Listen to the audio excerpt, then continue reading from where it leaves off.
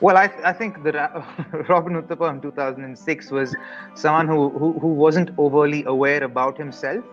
Mm. I think a lot of learning and growth has happened since that time. I think I'm particularly keen and very interested in my own awareness, my self awareness at the moment. And I think I'm very cognizant of who I am on a day-to-day basis, and I've set standards for myself by which I live my life, and I find that to be easier for me to catch myself when I'm slipping up in different areas of my life.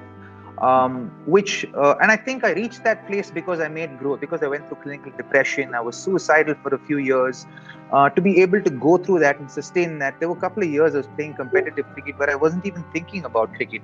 That was probably the farthest thing in my mind. I was thinking about how I'm going to live there, how I'm going to survive that day and move to the next, and what's going to happen with my life, and which direction am I heading in.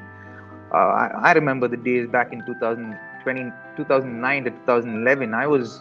It was constant, John. It was something that I would deal with on a day-to-day basis. Especially when I didn't play cricket. Cricket was a way that it kept my mind off being suicidal. But when I didn't have cricket was the most difficult time for me. The off seasons between June and September, October were really, really hard days for me.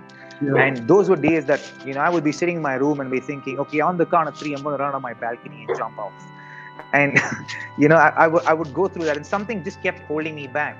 And that's when I for some reason I picked up a book and I started writing things about myself. I said, let me understand who I am as a person. Why am I wanting to make this decision of trying to end my life, and is that a solution? I knew that wasn't a solution to my life, but I started getting more aware about myself.